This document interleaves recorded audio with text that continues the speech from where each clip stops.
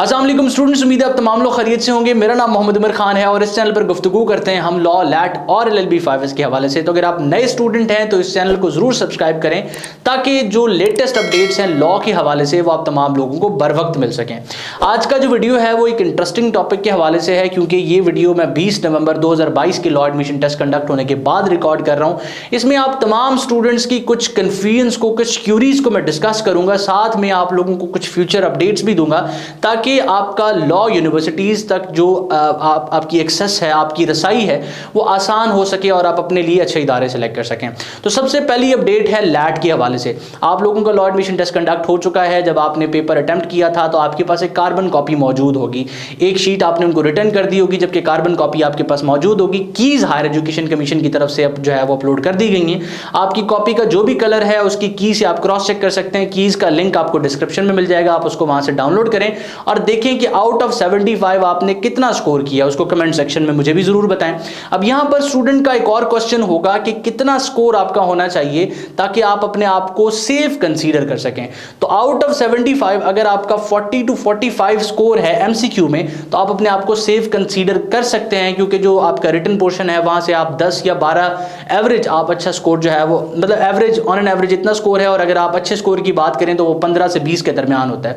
तो 40 से 45 जिनका स्कोर है MCQs में वो अपने आप को कंसीडर कर सकते हैं, जबकि जिनका 50 से ज्यादा स्कोर है डेफिनेटली वो MCQs में ही जो है वो टेस्ट को क्लियर कर चुके हैं, एज कर चुके हैं, और जो बाकी उनका स्कोर आएगा रिटन पोर्शन से वो एक बोनस के तौर पे उनके स्कोर को बूस्ट करेगा।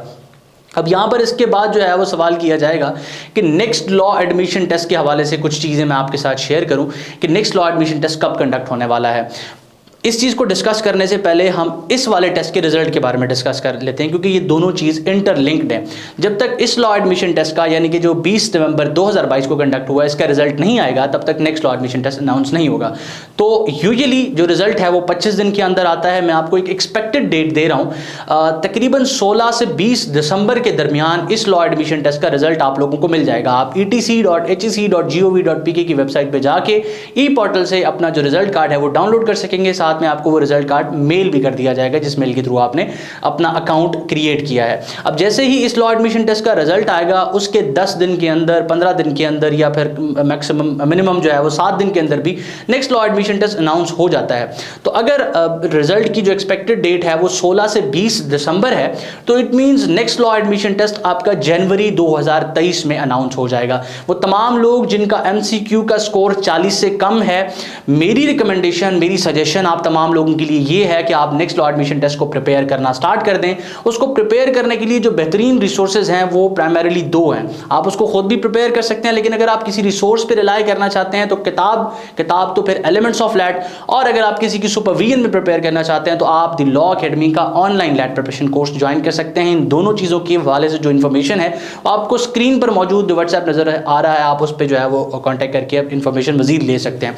तो जब आप इस लॉ एडमिशन टेस्ट में अपेयर हो जाएंगे, इसको क्लियर करने के बाद, एज करने के बाद ही आप प्राइवेट लॉ कॉलेजेस या यूनिवर्सिटीज की तरफ जा सकते हैं। एक और सवाल बारहा पूछा जा रहा था कि इस लॉ एडमिशन टेस्ट की बेसिस पर कौन सी यूनिवर्सिटीज होंगी जिनमें वो अप्लाई कर सकते हैं। तो अभी स्प्रिंग एडमिशंस यूनिवर्सिटीज के स्टार्ट होंगे दिसंबर के लास्ट में, जनवरी के स्टार्ट में। तो आप तमाम लोगों ने मुख्तलिफ वेबसाइट्स पर जो यूनिवर्सिटीज की हैं उनके ऊपर नजर रखनी है।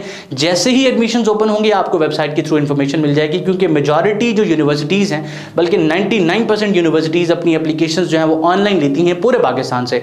तो डेफिनेट बात है कि सारी की सारी इंफॉर्मेशन आपको हर यूनिवर्सिटी की वेबसाइट पे मिलेगी। आपने सिंपली क्या करना है कि अपनी एक लिस्ट तैयार करनी है कि किन किन यूनिवर्सिटीज में आप एडमिशन सिक्योर करना चाहते हैं, उनका प्रीवियस मेरिट देखें। ऐसा ना हो कि आपके नंबर 600 और आप पंजाब यूनिवर्सिटी को देख रहे हो जहां पे आपका मिनिमम 950 या 1000 नंबर होना चाहिए एडमिशन के लिए। तो उस तरह की यूनिवर्सिटीज हंट करें, अपनी लिस्ट में इंक्लूड करें जिनके मेरिट के करीब करीब आपका स्कोर है, आप उनके लिए, उनमें अप्लाई करने के लिए एलिजिबल हैं। तो इस तरह की जब आपके पास लिस्ट तैयार हो जाएगी तो उनका प्रीवियस जो है वो देख लें कैलेंडर एडमिशन का कि पिछले साल एडमिशन कब ओपन हुए थे।